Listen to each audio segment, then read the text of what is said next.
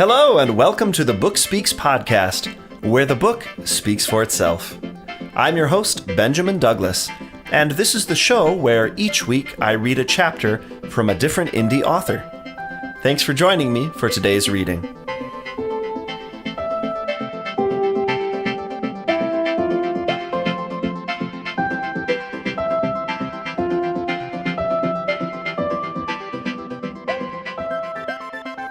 Hey, happy Friday, everybody, readers and writers alike. Welcome to the Book Speaks podcast, where the book speaks for itself. As always, I'm your host, Benjamin Douglas. Thanks for joining me today for episode number 23. 23! The age when all great pop musicians die. No. Oh no! It's not true. But it was true for a number. Anyway. Today, we're getting back a little bit to some of the roots of the show, because I'll be delivering a science fiction reading, sort of an action-adventure science fiction reading, by up-and-comer indie author Hal Archer, who I'm very excited to read from. You know, one of the things I'm kind of proud of with this show is that now I've featured a couple of sort of breakout artists. You might remember I read from Izzy Shows a few weeks back from Grave Mistake. Well, Hal Archer, I feel like I'm kind of continuing in this vein because, to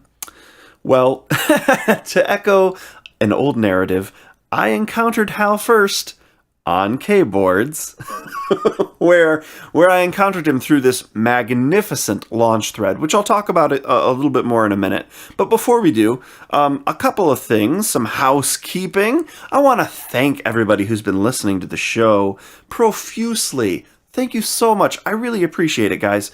If you would do me a huge favor and hop over to iTunes and rank the show, maybe give me a rating, I would really, really appreciate that. There's a link to that in the sidebar on the show notes page, http://thebookspeakspodcast.wordpress.com. Consider this my call to action.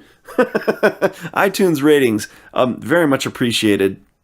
Thank you so much. If you've been following my own publishing journey in science fiction at all, I'd like to announce that Book 2 of Starship Fairfax, which is The Hidden Prophet, is up for pre-order and will be going live next month, September 2017.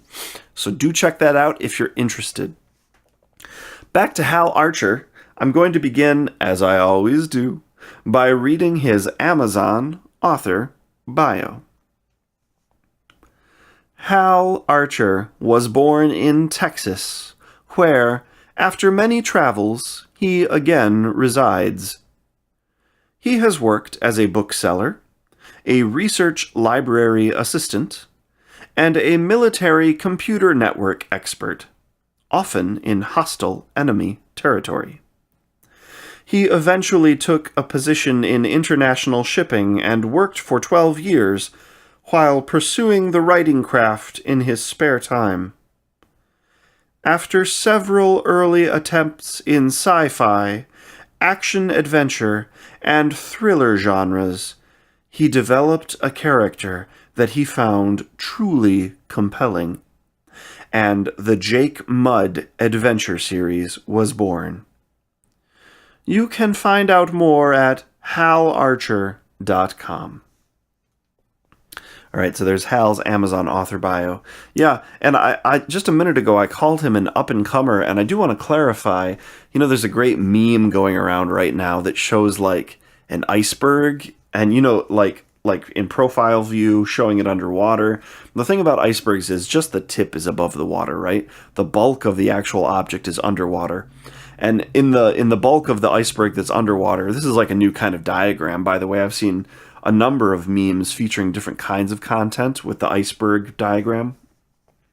But this one shows, like, from the bottom of the iceberg up, like, deciding to be a writer, self-doubt, losing friends, making more friends, not being very good, being sort of famous, but not that famous. And then when it finally breaks through the water at the very top, there's instant success.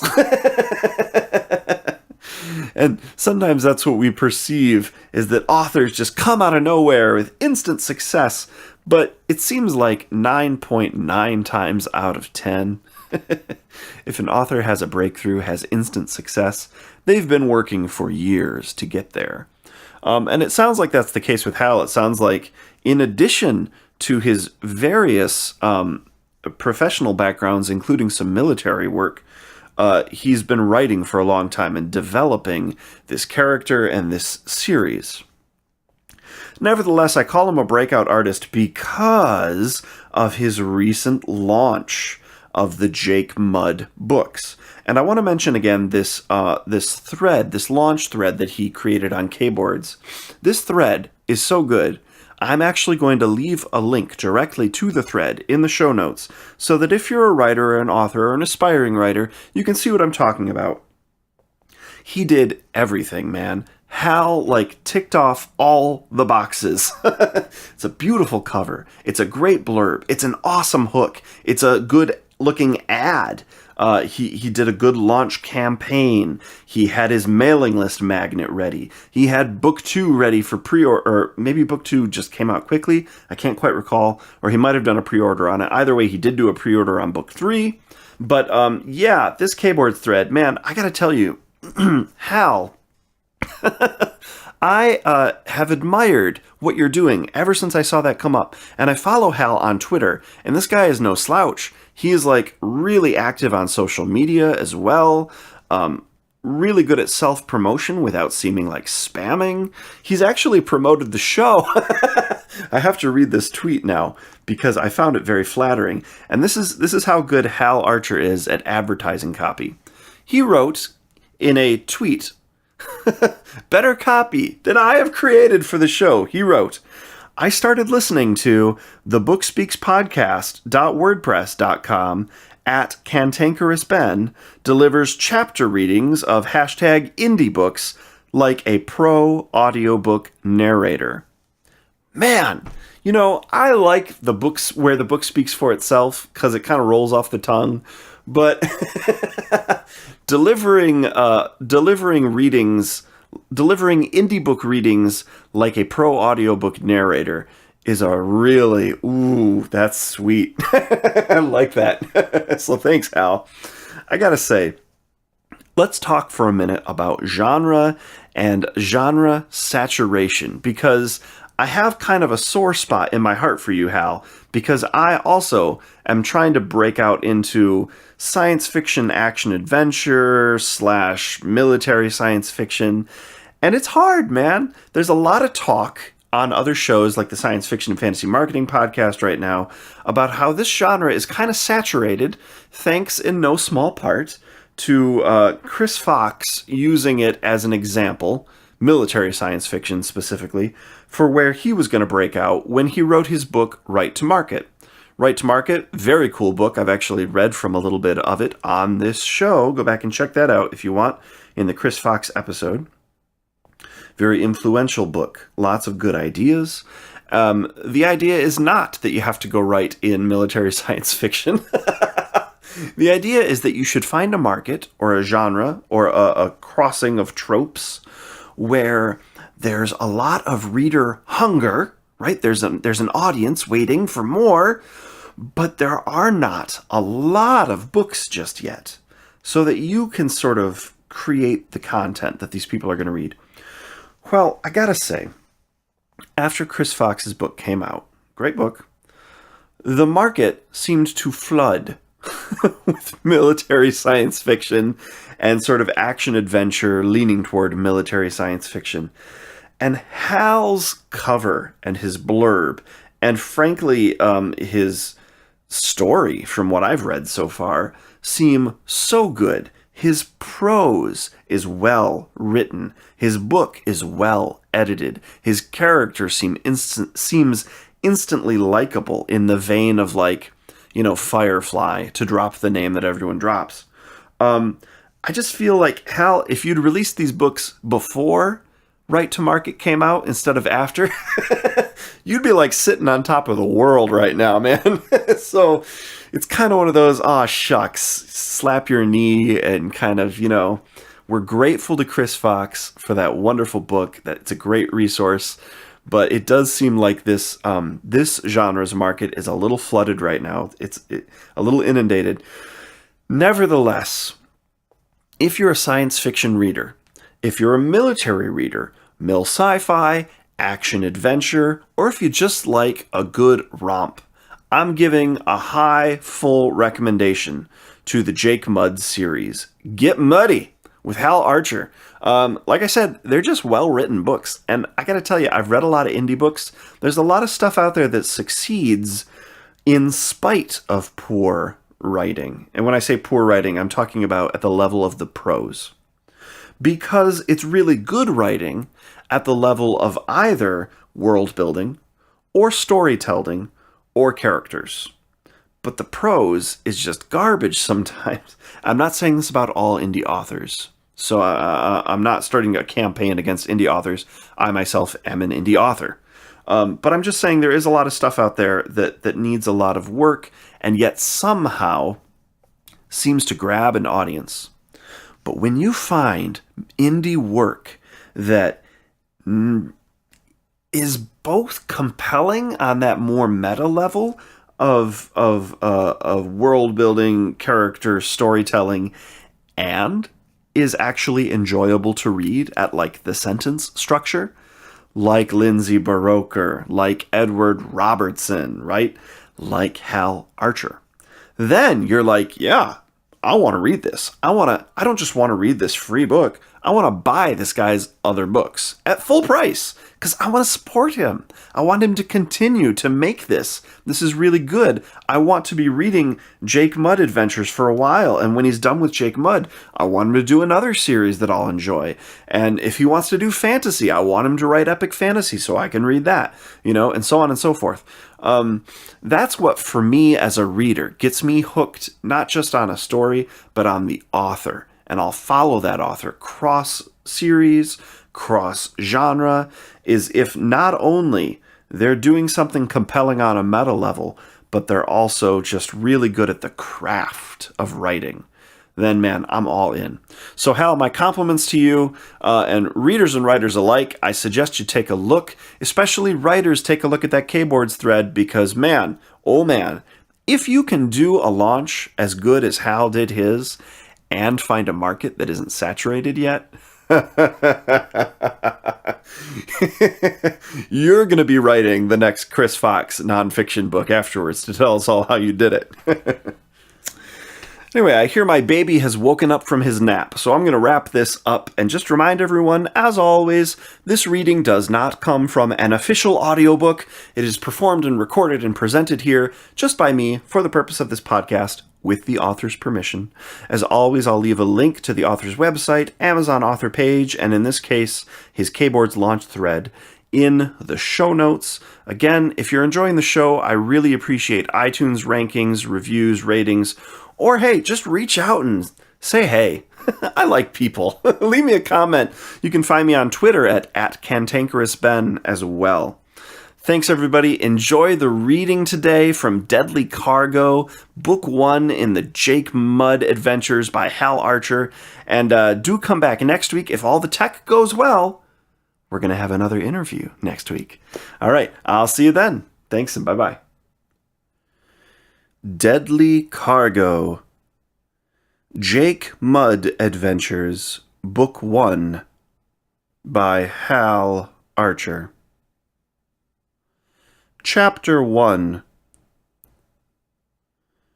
Adrenaline kept Jake's thoughts away from his broken ribs and cracked hip bone.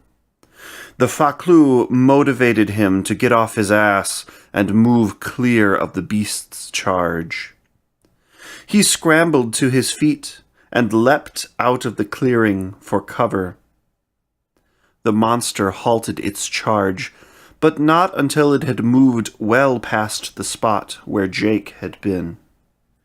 Jake realized he couldn't outrun or outmuscle the creature, so he climbed a tree. All this for some credits and the generous gratitude of a rescued slave girl. Not sure they're worth it. Well, she was.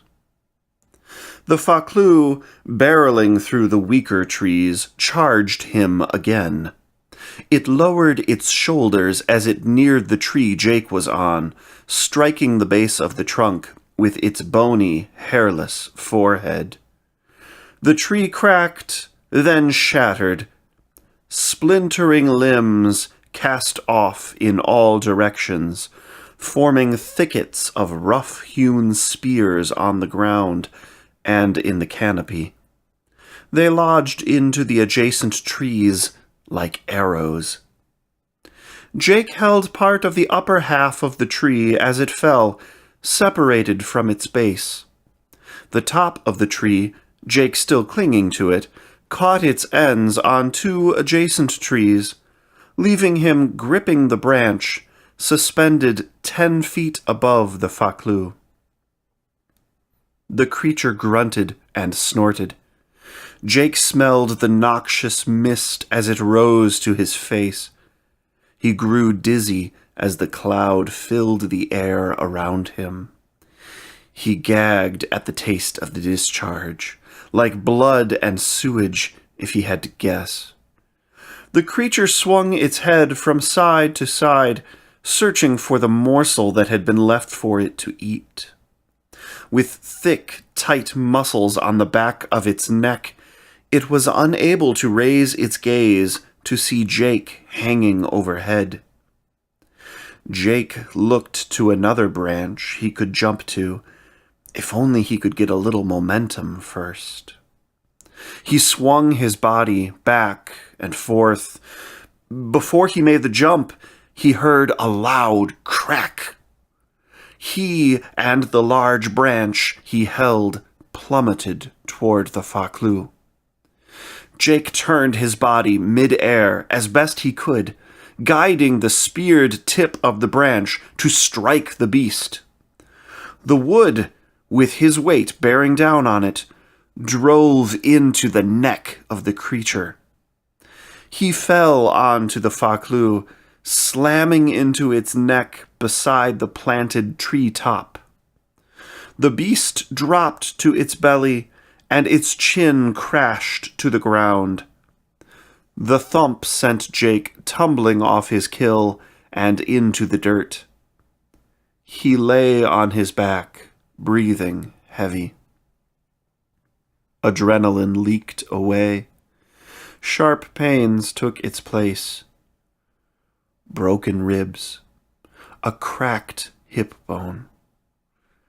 Sarah's gonna love saying I told you so. Chapter 2. The field drives faded, fixing the distorted ship in space a minute outside the projected orbital distance. And as the soothing hum of the drives ceased, Jake woke from his typical in-flight nap. If anyone on the planet's surface happened to be watching his arrival, they'd see the faded red 9-foot-high lettering on the side of the Class 4 Tarian cargo vessel. GDS, Galactic Delivery Service. 2,382 feet in length, his beloved Sarah remained a reliable companion, despite the trouble she'd endured on his behalf over the 12 years they'd been together. The blast marks on the outer hull. A few asteroid dings here and there, from the times Jake and Sarah argued over manual versus autopilot mode. The new panels crudely welded on in a hurry to get her off the ground and off planet just before an aerial bombardment. A bombardment which may have had something to do with Jake's friendliness toward the betrothed of a local warlord on Geta Gamma. Bumps in the road. Jake felt the lingering aches from his injuries suffered during the run-in with the Faklu. The medbay in his ship had done its job, but his body needed longer to forget the incident. Glad to see you were able to sleep. Sarah turned on the lights directly over Jake's face. She flipped them on to full brightness, not dim like he always asked her to do. Is that really necessary? He squinted and raised his right hand to shield his brown, bloodshot eyes.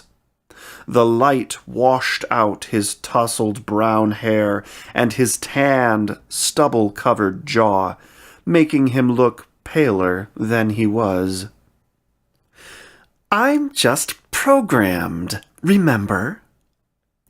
Her voice was normally pleasant, one that might belong to a confident, healthy, 20 or 30-something woman, even a little sexy at times. Right then, she just sounded pissed. That was 2 days ago, he said, as he reached with his left hand to press the button, killing the lights she had turned on. I said I was sorry. Besides, you took it the wrong way. It was supposed to be a compliment. He swung his legs off the bed rack and sat up. She turned the bright lights back on. He shook his head. So, Sarah sounded calmer. We're here. Daedalon. Great, thanks for driving, Jake said. He patted the bed rack with his hand. She felt it, as she felt everything in the interior of the ship. AI-linked metamaterials throughout. You know you can count on me. Her tone was soft. It seemed the spat was over. Like no other. He stood and headed to the bridge to get his first direct look at the planet, a new stop on his delivery route. I trust you've already staged the cargo for Daedalon? Of course, Jake. All the documentation has been transmitted to the appropriate systems on the surface, too. You're clear to deploy the surface shuttle with the cargo whenever you're ready. Thanks, darling. Though all the logistics and documentation were handled by Sarah and her AI counterparts on the various planetary drop sites, galactic regulations still demanded all cargo deliveries be overseen by whichever person held the cargo delivery license, be they human, like Jake, or any of the other 26 races party to the Galactic Shipping Treaty. No AI, ship or otherwise, had ever been granted a license, not even one as sophisticated as Sarah. Thanks to his familiarity with a few black market channels, Jake's license was anonymized, but valid. He preferred it that way to keep trouble from following him around the galaxy. And so, after taking in the sight of the red planet Daedalon for a moment, through the shielded window on the bridge, he went to the prep deck outside the cargo hull to suit up for departure to the surface. Don't you want to eat something before you head down? She spoke to him as he dressed. I'm sure I can grab a bite once I'm down there. We've got, 3 days until our next scheduled delivery? Technically, she said. So you're not coming right back? It's a new planet, darling. You know I've got to look around. I won't be longer than a day or two. And what am I supposed to do in the meantime? I'll call you, he said. He pressed a flat square on the wall beside the bench he sat on. The silver metal opened, folding down. Then a single tray extended, pushed out by some hidden, smooth hydraulic action. Jake took the pistol from the form-fitting depression in the tray. He held down a black button on the side of the weapon with his thumb until a green light lit up on the top of the blaster. He let go of the button. The light went off. He stood and holstered the gun on his right hip, zipped up his dark brown leather flight jacket, and grabbed his overnight bag before heading into the cargo bay toward the shuttle. "No sense in saying be careful," Sarah said. Not a question. She knew better. 2 days, tops. Jake walked across the cargo bay to the shuttle, passing scores of stacked cargo containers, some waist-high, others small enough for him to hand-carry. As he neared the shuttle door, he pressed a transmitter on his belt. The exterior lights around the base of the shuttle switched on, a blue glow. A whirring motor sound built up, not loud, but still powerful sounding. 2 jets of air shot out a few inches either side of the shuttle door. Then it opened and lowered, again with hydraulics, the tubes visible this time. The door's top edge moved down until it rested on the floor of the cargo bay, forming a ramp. He stepped onto the inclined platform, then turned to face the open cargo bay. "By the way, what's the drop?" "Couldn't tell you," Sarah said, her voice echoing slightly in the cavernous room. "It's a secure package. The receiver has the code." "Great." He shook his head. "I hate surprises. With luck, they'll take it and save the cargo inspection until I'm gone. Last sealed package, if you'll recall, stirred up an uninvited welcoming party." "That's why this one's bringing in 1,000,000 marks," she said. "I negotiated it for you while you were sleeping." "Yep," he said. "Probably heading into a party on this one, too." "Still, it'll go a long way to keep the General away from Sarah."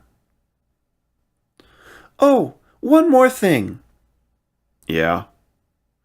"They didn't want to do the credit transfer digitally. They want to give you a marker chip in person upon delivery." "You tell me this now?"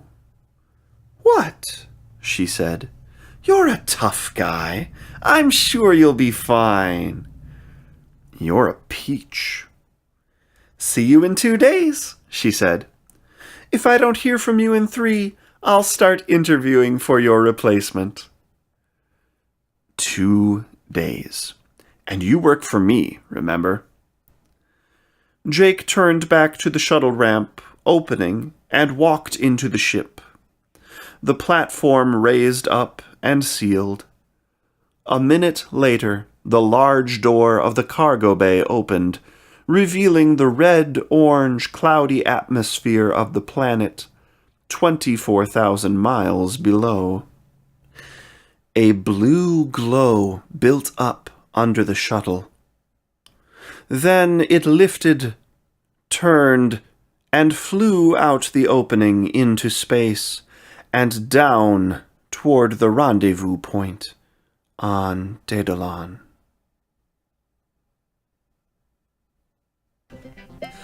This concludes another episode of the Book Speaks podcast, where the book speaks for itself. Thanks for joining me, your host, Benjamin Douglas, for another indie author reading. If you liked what you heard, be sure to visit http://thebookspeakspodcast.wordpress.com for more episodes and for links to the author's website and the author's Amazon author page in the show notes. If you'd like to follow me on my own author journey, you can find me at http://benjamindouglasbooks.com benjamindouglas.wordpress.com.